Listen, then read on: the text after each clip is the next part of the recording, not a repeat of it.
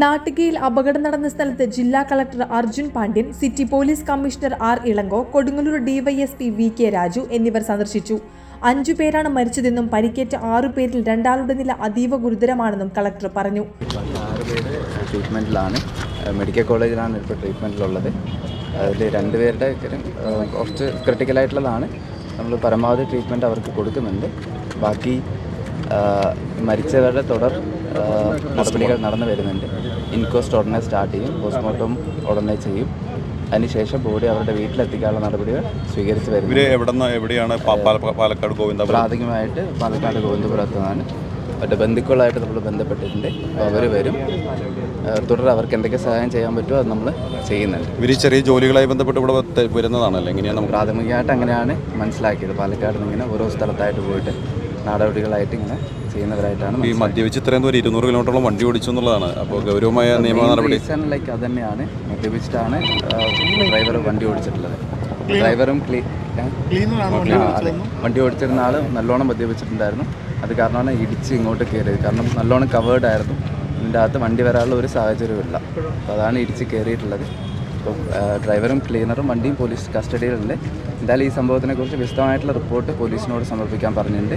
അപ്പോൾ അതിനുശേഷം നമുക്ക് വേണ്ട നടപടി ഇതിൻ്റെ ഇന്ന് തന്നെ നമ്മൾ വിട്ടുകൊടുക്കും. അതിനുള്ള നാട്ടിലെത്തിക്കും. അവർ ഓരോരുത്തർ വീട്ടിലെത്തിക്കാനുള്ള നടപടി സ്വീകരിക്കും.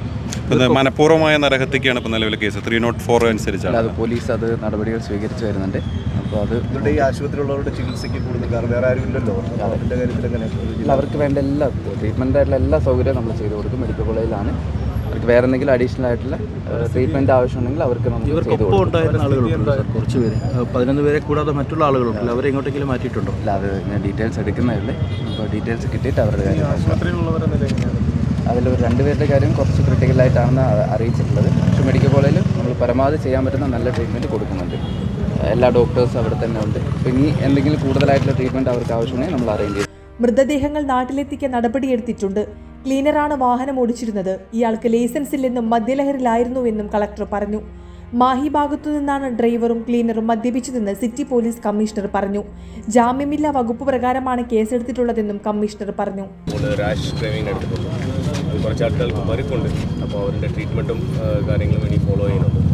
ഇത് പ്രാഥമികമായിട്ട് മനസ്സിലായത് ഇവർ കണ്ണൂരിൽ നിന്ന് മരത്തടികൾ എടുത്തുകൊണ്ട് പെരുമ്പാവൂരിലേക്ക് പോകുന്ന വണ്ടിയായിരുന്നു. മാഹി ഭാഗത്ത് എവിടെയോ വെച്ച് മദ്യപിച്ചിട്ടുണ്ട് എന്നൊരു സംശയമുണ്ട്. അത് കൂടുതൽ അന്വേഷിക്കേണ്ടതുണ്ട്. അതുകൂടാതെ ഇതിൽ ഡ്രൈവറുണ്ടായിരുന്നു, ഡ്രൈവറോടൊപ്പം ക്ലീനർ ഉണ്ടായിരുന്നു. 2 പേരും കസ്റ്റഡിയിലുണ്ട്. 2 പേരും മെഡിക്കൽ പരിശോധന വിധേയമാക്കിയിട്ടുണ്ട്.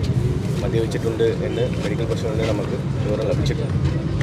മുൻ കേസുകളിലുള്ളവരാണ് എന്നും ഒന്നും ഇതുവരെ ഇൻഫർമേഷൻ കിട്ടിയിട്ടില്ല.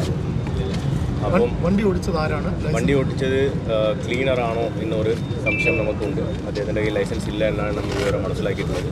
അത് ഇപ്പോഴും ഒരു മദ്യലഹരിയിലുള്ളത് കൊണ്ട് കുറച്ചും കൂടി വിശദമായി ചോദിക്കേണ്ടിയുണ്ട്. ദൃക്സാക്ഷികളെ കണ്ട് ചോദിക്കേണ്ടിയുണ്ട്. ഈ സംഭവത്തിന് ശേഷം വണ്ടി അവർ 1 കിലോമീറ്റർ മുന്നോട്ട് പോയിട്ടുണ്ട്. അവിടെ ഇവരെ കണ്ട ദൃക്സാക്ഷികളെ കുറച്ചും കൂടി കാണേണ്ടിയുണ്ട്. സയൻറ്റിഫിക് ആയിട്ടുള്ള പരിശോധനകൾ ഇനിയും കൂടി ചെയ്യേണ്ടിയുണ്ട്. CCTV ദൃശ്യങ്ങൾ ഉൾപ്പെടെ ഉള്ള കാര്യങ്ങൾ ചെയ്യേണ്ടിയുണ്ട്. മോട്ടോർ വാഹന വകുപ്പിന് ഇതിലെന്തെങ്കിലും സപ്പോർട്ട് ചെയ്തിട്ട് പോലീസിൻ്റെ ഇതിൽ ചെയ്യാനുണ്ടോ? ഇല്ല, ഫസ്റ്റ് ഇപ്പം എന്തായാലും സംഭവിച്ച സ്ഥിതിക്ക് നമ്മുടെ ഫോക്കസ് എന്ന് പറഞ്ഞാൽ ഇപ്പോൾ തെളിവ് ശേഖരിക്കുക, അതുപോലെ തന്നെ എത്രയും പെട്ടെന്ന് മൃതദേഹങ്ങൾ ഇൻക്വസ്റ്റ് പൂർത്തിയാക്കുക, ബന്ധുക്കളെ കണ്ടെത്തുക. അപ്പോൾ അങ്ങനെയുള്ള കാര്യങ്ങളാണ് ഇന്ന് നാം ഫോക്കസ്. നോൺ വെയിലബിൾ ഒഫൻസ് ആണോ ശരിക്കും? നോൺ വെയിലബിൾ ഒഫൻസാണ്. 10 വർഷം ശിക്ഷ കിട്ടുന്ന ഒഫൻസാണ് നാം എടുത്തിട്ടുള്ളത്. ബാക്കിയുള്ള കാര്യങ്ങൾ നമുക്ക് കുറച്ചും കൂടി അന്വേഷണം കഴിഞ്ഞതിന് ശേഷം. ഇപ്പോൾ ദേശീയപാതയിൽ ഇങ്ങനെ വാഹനങ്ങളിൽ ഇത്തരം സംഭവം ഉണ്ടായ പശ്ചാത്തലത്തിൽ മദ്യപിച്ച് വാഹനം ഓടിച്ച് തടയാൻ വേണ്ടി അങ്ങനെ എന്തെങ്കിലും പരിശോധന കർശനമാക്കേണ്ടതല്ലേ? കാരണം ഈ വർഷം മൊത്തമായിട്ടുള്ള പരിശോധന പൊതുവേ തൃശ്ശൂർ സിറ്റി റോഡിൽ എടുത്ത് നോക്കിയാൽ കൂട്ടിയിട്ടുണ്ട്.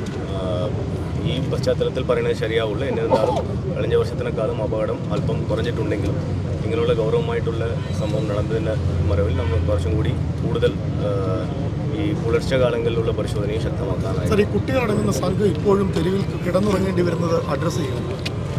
പോലീസിൻ്റെ ഭാഗത്തുനിന്ന് ഇതുപോലുള്ള സംഘങ്ങൾ, വിവിധ സ്ഥലങ്ങളിലുള്ള സംഘങ്ങളെല്ലാം അവരോട് പറഞ്ഞ് മനസ്സിലാക്കുന്നുണ്ട്, അതിന് മാറ്റി പാർപ്പിക്കുന്നുണ്ട്, ഗവൺമെൻറ് കസ്റ്റഡിയിൽ എടുക്കുന്നുണ്ട്. ഈ വിഷയത്തിൽ എന്തൊക്കെയെല്ലാം പോലീസ് നടപടി മുമ്പ് എടുത്തിട്ടുണ്ട് എന്ന് ഇപ്പോൾ എൻ്റെ കയ്യിൽ ഓർമ്മയില്ല. പരിശോധിച്ച് പറയാം. വലപ്പാട് പോലീസ് പറയുന്നവരോട് മാറി താമസിക്കാൻ പറഞ്ഞിരുന്നു. അങ്ങനെയാണ് എനിക്ക് വിവരം കിട്ടിയത്. അത് കുറച്ചും കൂടി പരിശോധിക്കേണ്ടതുണ്ട്. ഈ സംഘത്തെയാണോ മാറി താമസിക്കാൻ പറഞ്ഞത്, വേറെ സംഘത്തെയാണോ എന്ന് പരിശോധിച്ചിട്ട് നമുക്ക് മറുപടി പറയാം. ഒരു 3:50-4 മണിയോട് കൂടിയിട്ടാണ് സംഭവിച്ചിട്ടുള്ളത്. ഇത് വടക്ക് നിന്ന് വന്നൊരു വണ്ടിയാണ്. കണ്ണൂരിൽ നിന്നാണ് വണ്ടി വന്നതെന്ന് അറിയാൻ കഴിഞ്ഞത്. ഈ ഡിവൈഡറിൽ തട്ടിയിട്ട് ഏകദേശം ഒരു 50 മീറ്റർ അപ്പുറത്തായിട്ടാണ് നാടോടികൾ കിടന്നിരുന്നത്. ഒരു 3 മാസങ്ങളായിട്ട് ഇവിടെ ഉണ്ട്. ഒരു 6 മാസമൊക്കെ കൂടുമ്പോൾ ഇവരുടെ നാട്ടിലേക്ക് പോകും. പാലക്കാട് ഗോവിന്ദാപുരം എന്ന് പറഞ്ഞ സ്ഥലത്തുള്ള ആളുകളാണെന്ന് അറിയാൻ കഴിഞ്ഞത്. ഒരു 30ഓളം പേര് ഈ സമയത്ത് ഉണ്ടായിരുന്നു ഇവിടെ. ഒരു 11 പേർക്കാണ് ഇതിപ്പോൾ സംഭവിച്ചുള്ളത്. ഒരു 5 പേര് മരണപ്പെട്ടു. ബാക്കി ഒരു 6 പേർക്കാണ് ഇപ്പോൾ പരിക്കുകളുള്ളത്. വണ്ടി ഇടിച്ചിട്ട് ഇവർ നിർത്താതെ പോയി. നേരെ അങ്ങോട്ട് പോയി. അവർ വിചാരിച്ച് നേരെ അങ്ങോട്ട് പോകാമെന്ന് വെച്ചിട്ടാണ് പോയത്. പക്ഷേ അവിടെ എത്തിയപ്പോൾ പാലം പണി നടക്കുന്ന കാരണം അവിടെ നിന്ന് സ്റ്റോപ്പ് ആവുകയാണ് ചെയ്തത്. ഇവർ അപ്പുറ സൈഡിലാണ് സാധാരണ കിടക്കാറ്.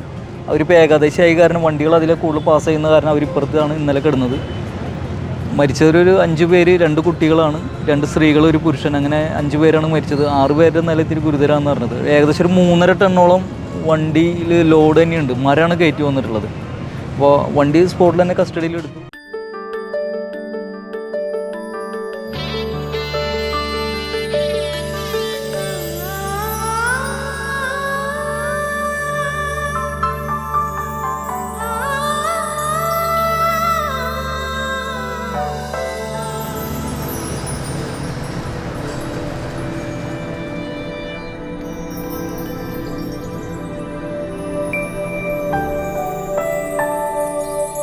നിങ്ങളുടെ അധ്വാനത്തിന് സത്യമുണ്ട്.